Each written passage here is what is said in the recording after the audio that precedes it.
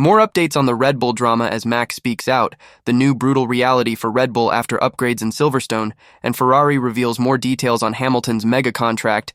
Do consider subscribing to the channel. Let's get straight into the latest F1 news. Max Verstappen brushed off the Christian Horner investigation, and the team bosses spat with Jos Verstappen as minor disturbances, though is confident a truce can be reached.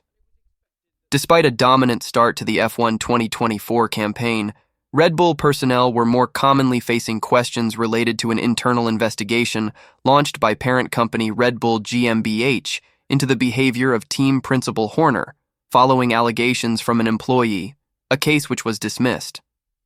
Max's father Jos called for the exit of Horner during the peak of the tensions, which flared up again recently after Jos pulled out of a Legends parade in Austria, where Formula One had been on the scene for the Austrian Grand Prix, and Jos having been set to drive Sebastian Vettel's 2012 title-winning RB8. Jos said he had heard that Horner had done everything to not let me drive and block any filming, stating that he was completely finished with the Red Bull team boss. Max Verstappen, as he chases his fourth world championship on the trot with Red Bull, is confident that this spat can be moved on from, but either way, stressed that it does not impact his ability to perform. "With the way I grew up, these kind of things won't unsettle me," Verstappen told the Daily Mail, a reference to the fact his parents got divorced when he was 9 years old. "For me, these are quite minor disturbances. I know how to focus on the race and how to get the best performance out of myself, even with what might be going on in the background. That said, it's always nice to have a fully friendly environment. Everyone was talking about it, the Horner investigation at the beginning of the year, but it definitely improved a lot up until this point. Then came the last race. I'm confident even that will be sorted out. Sometimes you need to give it a bit of time and not get too emotional about it." The Red Bull unrest led to intense speculation over Max's Red Bull future earlier in the year, with Mercedes team principal Toto Wolff making his desire to sign the Dutchman clear. Max would claim performance and working relationships within the team are the factors he considers when it comes to his F1 future. "I always look at it from a performance side of things," said Max, "as well as at the people around me and the working relationship I have with them. It's a whole team effort. It's very important for us to try to keep that group together. For the moment, that is the case." Red Bull's dominance of F1's ground effect era has slowed in F1 2024, Verstappen having won only 3 of the last 7 races after starting the season with 4 wins out of 5. And with Mercedes having claimed back-to-back wins, courtesy of George Russell in Austria and Lewis Hamilton at Silverstone, Wolff dropped a Max-shaped joke when asked by media if this upturn in form would increase interest in the vacant Mercedes F1 2025 seat, as Hamilton prepares to depart for Ferrari. Wolff wryly smiled, pointing in the direction of Red Bull's hospitality unit, and said, "I don't know, Max had lots of opportunity to look at the car in the race." For the past several seasons, Formula One has been a one-man battle for the World Drivers' Championship, with either Lewis Hamilton or Max Verstappen charging to the front. But Zak Brown thinks a new driver has a shot. That driver is, of course, McLaren's own Lando Norris. While Brown doesn't dismiss the importance experience plays in winning Grand Prix, he's confident that Norris is getting ever closer to taking the all-important F1 title. Speaking to media at the British Grand Prix, McLaren CEO Zak Brown expressed his confidence in driver Lando Norris. "To win the Formula One World Championship, everyone needs to be at 100%, Brown said. "I think Lando is learning every time he's out there. He's got the benefit of one win. Max, Lewis, and Schumacher, when you have won as much as they have won, that gives you a lot of experience. Lando is still getting that experience of winning Grand Prix, which I think is great because the only way to do that is to get stuck in there, and I think he's just going to continue to improve." While Norris only has 1 win to his name thus far, the 2024 Miami Grand Prix, his presence at the front of the grid all year long is certainly setting him up for continued shots at taking victory in Formula One, and Brown has the utmost confidence in Norris to get the job done. "As a driver, I think he's perfectly capable of winning the World Championship. Now," Brown said. "But it doesn't mean he still can't get better." To further clarify what he meant, Brown continued, "I think Max is a better driver today than he was year 1, year 2 of his championship, so I think these drivers continuously refine their game. That's certainly also true of Norris. The British racer had been courting his first F1 win for years before he finally sealed the deal in 2024.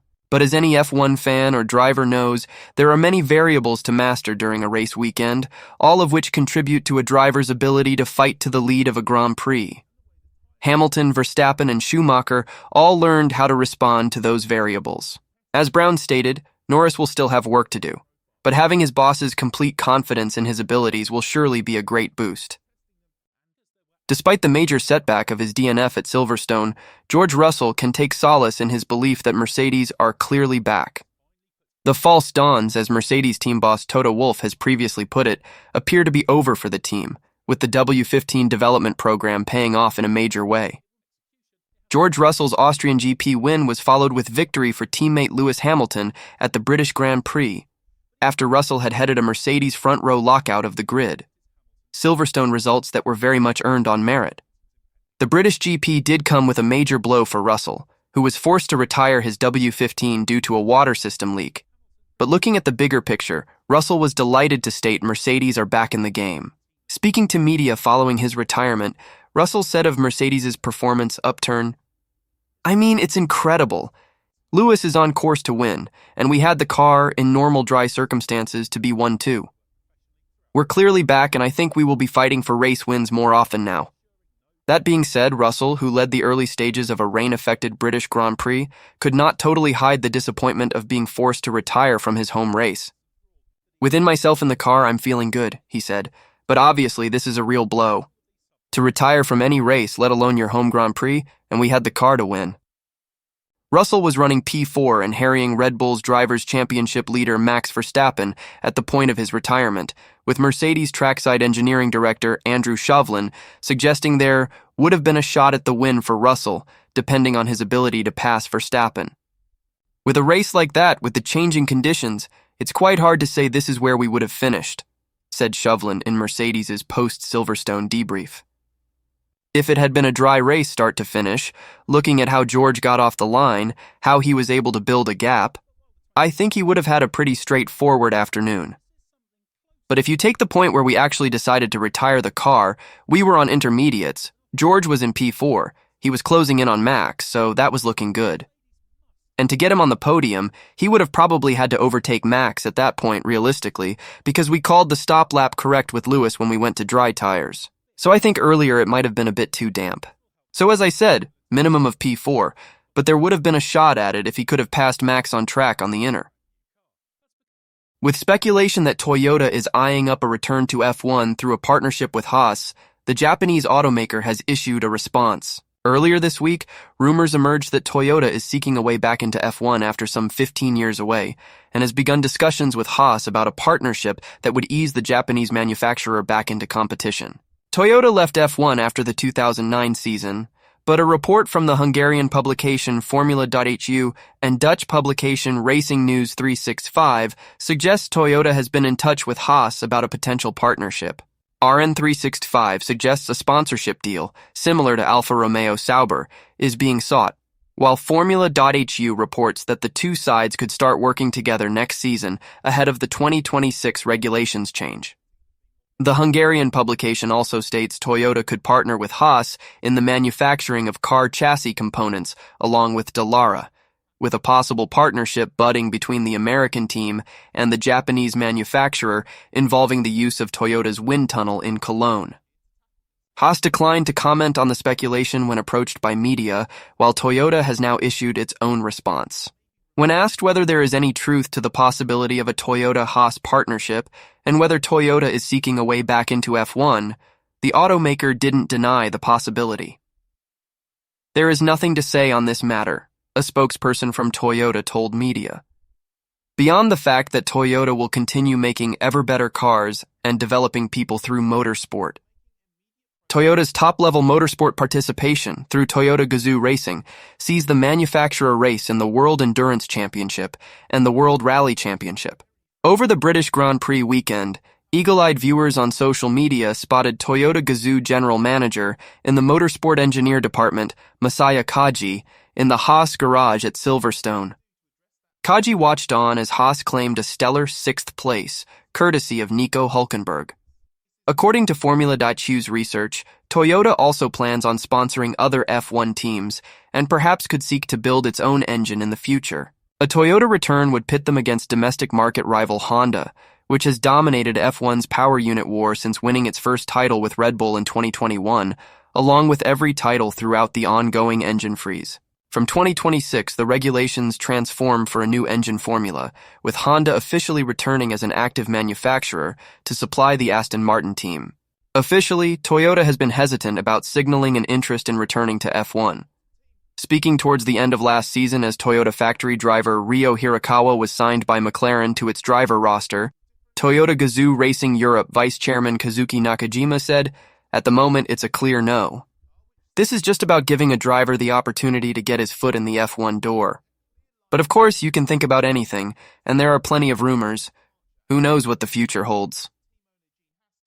Ferrari team principal Fred Vasseur has urged people to avoid drawing a generic conclusion over the form of Charles Leclerc, with his driver having endured difficult results since winning the Monaco Grand Prix. Leclerc took an emotional victory at his home race back in May, but a P5 finish in Spain is his only points finish in the 4 races since, retiring in Canada and finishing outside the points in both Austria and Great Britain. Leclerc started 11th and finished the British Grand Prix a lap down in 14th place as he labeled his recent races worse than a nightmare, with a variety of issues having combined to have halted his progress this season. Vasseur explained the reasons behind his struggles at Silverstone over the weekend, driving an unfamiliar car setup in difficult conditions in a Ferrari that is proving not easy to handle as it stands. On top of that, the Ferrari team principal added that because the team is looking to help him, there is an element in which they are looking to compensate for their form, but he explained why this is a mistake. First, we have to avoid to draw a generic conclusion on what's happened. We need to have a deep look on everything, Vasseur told media at Silverstone when asked about Leclerc's recent form. "I think the car the last 2 races was at least not easy to drive, and it was asking a lot to the drivers, mainly for Saturday, that Charles had the new package on Friday, he has to jump into the car and do the FP3 with the wet, and he had to go in quali with a car that he didn't drive before. And he was in very good shape until turn 13, and otherwise we spoke together about this yesterday, but he was faster than Russell until turn 13 in Q2. But for sure, I think that we are really at the limit of the car, and the car was not easy to drive in these conditions, but we are doing more mistakes. And it's true that as soon as you have a kind of bad momentum, let's call it like this, that you have the feeling that you have to compensate. And this is a mistake from the team, from the drivers, from everybody, because you can't compensate. Basically, you have to be at the limit. It means that if something is going a bit less good, you can't do more than what you were doing before. And I think it's why a part of the reason of the call today on the strategy is that starting P11, that he had a very good start, but he came back behind Stroll, he lost 10 seconds behind Stroll, and at one stage when you are 15 seconds off Carlos or Verstappen, you know that if you don't do something mega, you won't come back, and it's probably part of the issue. But I had a long discussion with Charles, we agreed on this, and we'll come back to the reasons. Despite talk of diminishing gains and convergence, Max Verstappen refuses to believe Red Bull have reached a performance ceiling, as that only leads to laziness. Grabbing a march on their rivals with their ground-effect aerodynamic RB cars, the charge led by Adrian Newey saw Red Bull win 38 of 44 Grand Prix in the first 2 seasons of the new technical regulations. That dominance has taken a hit, and a hard one, this season. Midway through the campaign, Red Bull have only, by their lofty standards, 7 of 12 race wins as Ferrari, McLaren, and Mercedes have all had their moment on the top step of the podium. It had Christian Horner telling the media, after Lewis Hamilton's British GP victory, "It's no secret that we have less development time than the others, and we're at the top of the curve, so you're into diminishing returns." But, added the Red Bull team boss, "there's stuff that we have in the pipeline that whilst we are at the top of the curve, there are still gains to be had. Gains that Verstappen firmly believes in." Asked if Red Bull had reached the ceiling in their performance with Helmut Marko, talking about a marginal 0.5 of a second gain with the RB20's Silverstone upgrades, the reigning world champion told Auto Hebdo, "I refuse to believe it because otherwise you become lazy. I have complete confidence in everyone in the factory. I know they are working hard to make developments and improve the performance of the car. But it is clear that there are many smart people in other teams doing the same thing." The Dutchman also weighed in on Red Bull's position in the aerodynamic testing regulations following the Milton Keynes team's P1 in the Constructors' Championship on June 30th. Reset mid-year based on the championship standings, Red Bull once again have less time than any of their rivals given their position on the log. Next comes Ferrari, McLaren, and then Mercedes, who have been 2024's big winners in ATR time. Having more time would obviously help us, Verstappen conceded. But that's how the rules are made. They try to slow down the leading team. Honestly, when you're in the position of the fighter, you're happy that it's like that. And when you're on the other side, that's not how you want it to be. But that's how the rules are written. Everyone agrees and you have to live with that. Midway through the 2024 season, Red Bull have 373 points on the board with Ferrari second on 302. Over in the Drivers' Championship, Verstappen is leading by 84 points ahead of McLaren's Lando Norris.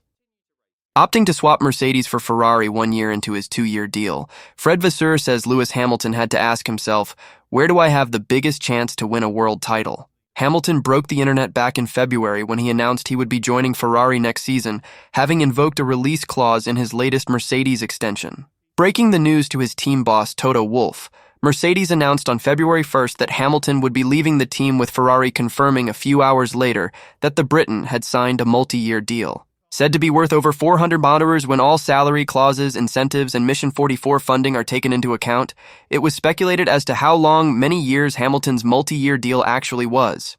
2 years? A year with an option for a second? More? Vasseur has now answered that question, with 3 years being the duration. After all, the 39-year-old needed a time frame of sorts as he chased his record-breaking 8th world title. Lewis was an important symbol because it sends a positive message to the paddock for the future of the team, Vasseur told the Financial Times of the 7-time world champion's signing. He had to make a choice.